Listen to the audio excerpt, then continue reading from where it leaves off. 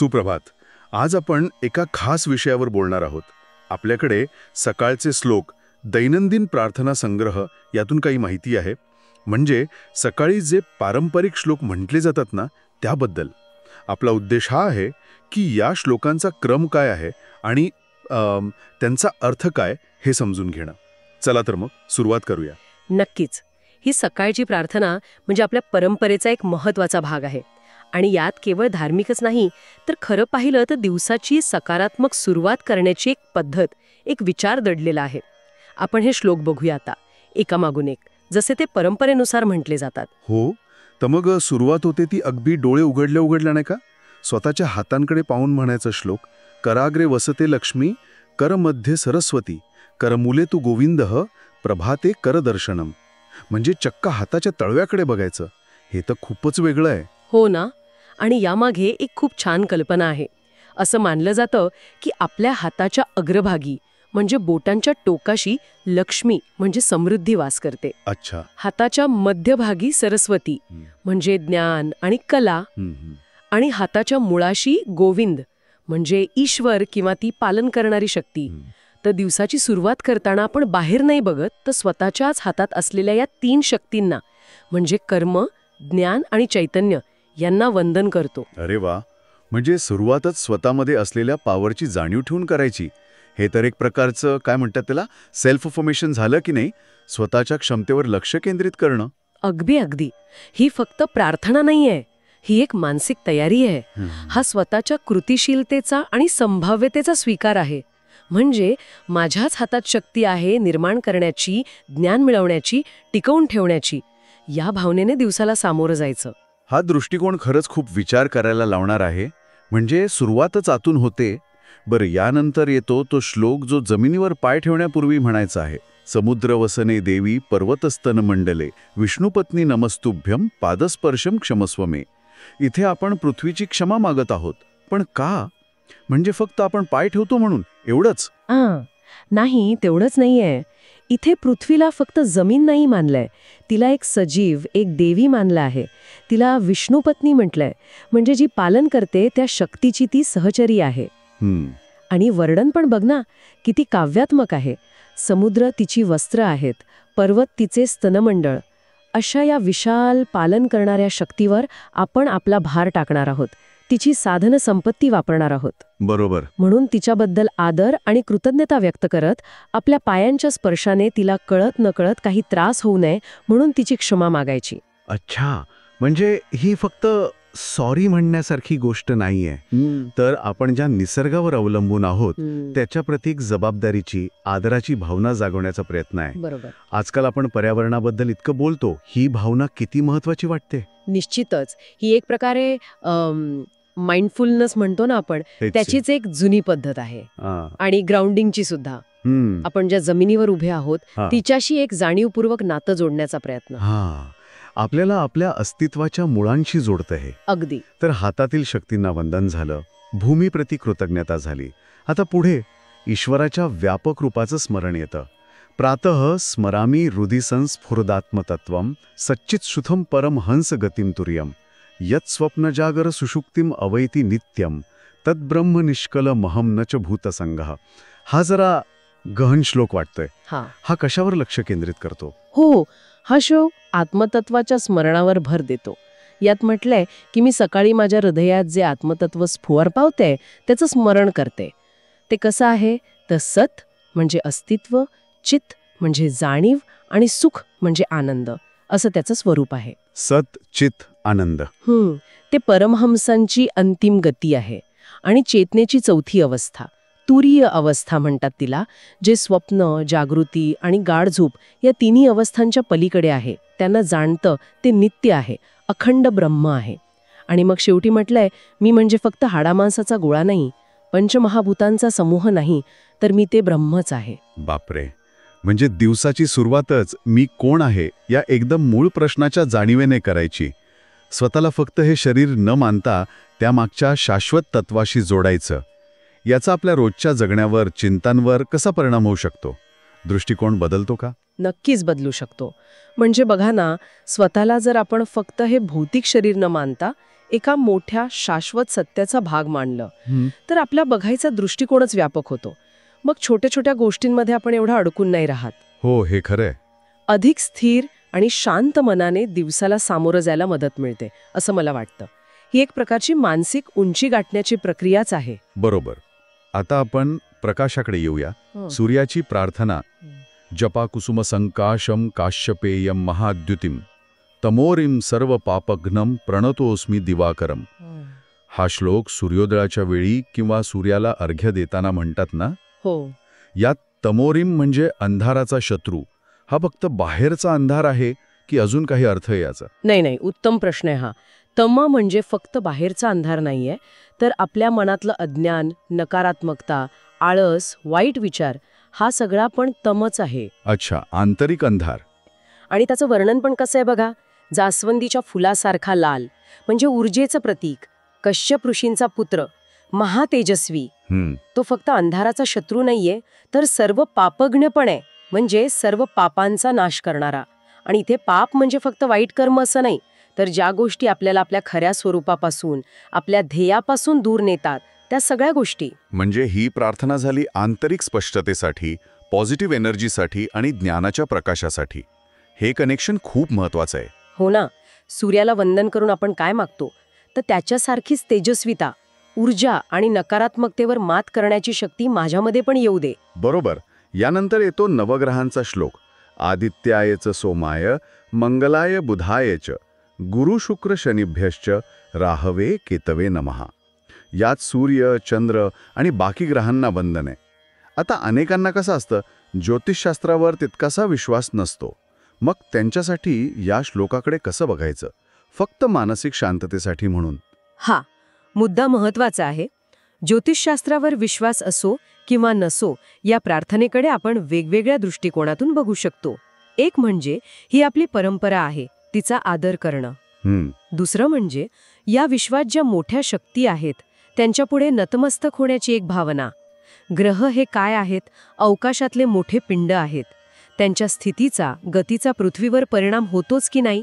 गुरुत्वाकर्षण, प्रकाश, हे तर विज्ञान पण सांगतं. बरोबर. त्यांना वंदन करणं म्हणजे आपण एका मोठ्या सिस्टीमचा भाग आहोत याची जाणीव ठेवणं. आणि तिसरा एक महत्वाचा मानसशास्त्रीय पैलू पण आहे.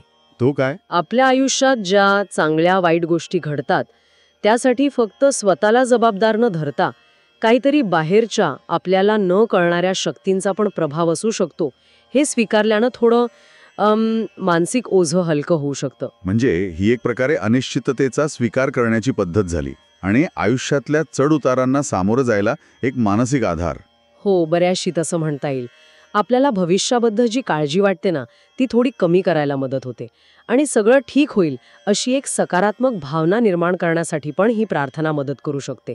ग्रहांना अनुकूल ठेवण्याची इच्छा, म्हणजे आयुष्यात सुव्यवस्था राहावी, ही आपली इच्छाच आहे की नाही? हो, समजलं. आता पुढे जाऊया. विशेषतः विद्यार्थ्यांसाठी किंवा काही नवीन शिकायला सुरुवात करणाऱ्यांसाठी सरस्वतीची प्रार्थना आहे. सरस्वती नमस्तुभ्यम वरदे कामरूपिणी विद्यारंभम करिष्यामी सिद्धिर्भवतु मे सदा. हो, हा श्लोक आहे विद्येची आणि कलेची देवता सरस्वतीसाठी. याचा सरळ अर्थ आहे की हे वर देणाऱ्या, इच्छेनुसार रूप घेणाऱ्या सरस्वती देवी, तुला नमस्कार. मी विद्येची सुरुवात करत आहे, मला त्यात नेहमी यश मिळू दे. म्हणजे कोणतंही नवीन स्किल शिकताना, अभ्यास करताना किंवा एखादी कला सादर करताना एकाग्रता लागावी, नीट समजावं आणि यश मिळावं यासाठी ही प्रार्थना आहे. म्हणजे हे फक्त मला हे दे असं मागणं नाहीये, तर स्वतःच्या प्रयत्नांना एका पॉझिटिव्ह शक्तीच्या आशीर्वादाची जोड देण्याची भावना आहे. हे एक प्रकारे आपलं ध्येय निश्चित करण्यासारखं झालं नाही का? इंटेन्शन सेटिंग ज्याला म्हणतात. अगदी बरोबर. मी आता शिकणार आहे आणि मला त्यात यश हवं आहे, ही स्वतःच्या मनाला दिलेली स्पष्ट सूचनाच आहे. सरस्वती वंदन त्या प्रोसेसला एक चांगली, एकाग्र सुरुवात करून देतं. आता येतो गणपतीचा श्लोक, जो अनेक चांगल्या कामांच्या सुरुवातीला म्हटला जातो. शुक्लांबरधरम विष्णुम शशिवर्णम चतुर्भुजम प्रसन्नवदनम ध्यायेत सर्व विघ्नोपशांतये. इथे विष्णुम शब्द आला आहे. याचा काय अर्थ घ्यायचा? गणपतीच्या श्लोकात विष्णू नाही, इथे विष्णू म्हणजे भगवान विष्णू असा थेट अर्थ नाहीये. त्याचा अर्थ आहे सर्वव्यापी. गणपतीच्या त्या सर्वव्यापी रूपाचं वर्णन आहे हे. अच्छा, सर्वव्यापी. हो, गणपतीला विघ्नहर्ता म्हणतात, बरोबर? तर विघ्न म्हणजे फक्त बाहेरचे अडथळे नाहीत, तर आपल्या मनातल्या शंका, भीती, कामात येणारा कंटाळा, एकाग्रता नसणं, हे सगळे आंतरिक अडथळे सुद्धा. हो हो. या श्लोकात गणपतीचं ध्यान कसं करायचं ते सांगितलंय. पांढरी वस्त्र घातलेला, चंद्रासारखा वर्ण, 4 हात आणि प्रसन्न चेहरा. अशा शांत, प्रसन्न आणि शक्तिशाली रूपाचं ध्यान केल्याने सगळे अडथळे दूर होतात अशी श्रद्धा आहे. म्हणजे कोणतंही काम सुरू करण्यापूर्वी येणाऱ्या संभाव्य अडचणींवर मात करण्यासाठी मानसिक बळ मिळावं म्हणून गणेशाचं स्मरण. हा तर खूप प्रॅक्टिकल दृष्टिकोन वाटतो. निश्चितच. कामाच्या सुरुवातीला गणपतीचं स्मरण करणं म्हणजे माझ्या मार्गातले अडथळे दूर होवत आणि मी हे काम नीट पूर्ण करू शकेन असा स्वतःला आणि त्या शक्तीला दिलेला एक विश्वासच आहे. छान. यानंतर आपण येतो गुरूंच्या महत्वाकडे. गुरुर्ब्रह्मा गुरुर्विष्णू गुरुर्देवो महेश्वरः गुरुः साक्षात परब्रह्म तस्मै श्री गुरुवे नमः. या श्लोकात तर गुरुला थेट परब्रह्मच म्हटलं आहे. आपल्या परंपरेत ज्ञानाला आणि ज्ञान देणाऱ्याला किती महत्त्व दिलंय. हो, हे खरंच खूप महत्वाचं आहे. या श्लोकात गुरुला फक्त ब्रह्मा, विष्णू, महेश यांच्याशी नाही जोडलं, तर त्याही पुढे जाऊन साक्षात परब्रह्म म्हणजे अल्टिमेट रियालिटी म्हटलं आहे. याचं कारण असं मानलं जातं की योग्य गुरुशिवाय ज्ञानाचा मार्ग सापडत नाही आणि ज्ञानाशिवाय आत्मसाक्षात्कार किंवा मुक्ती शक्य नाही. गुरु आपल्याला अज्ञानाच्या अंधारातून ज्ञानाच्या प्रकाशाकडे घेऊन जातो. म्हणून त्याचं स्थान देवांपेक्षाही श्रेष्ठ मानलं गेलंय. म्हणजे ज्ञानाच्या प्रवासात मार्गदर्शकाची भूमिका किती सेंट्रल आहे हे यातून दिसतं. हा फक्त एका व्यक्तीचा सन्मान नाहीये, नाही, तर ती जी ज्ञान परंपरा आहे, ते जे मार्गदर्शनाचं तत्व आहे, त्याचा सन्मान आहे. अगदी बरोबर. हा श्लोक गुरुबद्दलची प्रचंड कृतज्ञता आणि शरणागतीची भावना व्यक्त करतो. आणि हा फक्त आध्यात्मिक गुरुलाच नाही, तर कोणत्याही क्षेत्रात जो आपल्याला योग्य दिशा दाखवतो त्या मार्गदर्शकाला लागू होऊ शकतो. बरोबर. आणि आता या क्रमानंतर शेवटी जर वेळ असेल तर म्हटला जाणारा मंत्र म्हणजे गायत्री मंत्र. ओम भूर्भुवः स्वः तत्सवितुर्वरेण्यं भर्गो देवस्य धीमहि धियो यो नः प्रचोदयात. हा तर खूपच प्रसिद्ध आणि शक्तिशाली मंत्र मानला जातो. याचा नेमका अर्थ काय आहे आणि याचं महत्त्व काय आहे? गायत्री मंत्र वेदांमधला एक खूप महत्त्वाचा मंत्र आहे. ओम हे तर परमात्म्याचं प्रतीक आहे, ध्वनिरूप. भूर, भुवः, स्वः या 3 व्याहृती आहेत, म्हणजे पृथ्वीलोक, अंतरिक्षलोक आणि स्वर्गलोक. या तिन्ही लोकांमध्ये जो परमात्मा पसरलेला आहे त्याचं व्यापकत्व इथे सांगितलंय. मग येतं तत्सवितुर्वरेण्यं भर्गः देवस्य धीमहि. याचा अर्थ आहे त्या तत् सवित्र देवाच्या म्हणजे सूर्य किंवा प्रेरणा देणाऱ्या परमात्म्याच्या सर्वश्रेष्ठ वरेण्यम तेजाचं भर्गः आम्ही ध्यान करतो धीमहि. अच्छा, त्याच्या तेजाचं ध्यान. हो. आणि शेवटची ओळ आहे धियः यः नः प्रचोदयात, म्हणजे जो यः आमच्या नः बुद्धीला धियः चांगल्या मार्गावर चालण्यासाठी प्रेरणा देव प्रचोदयात.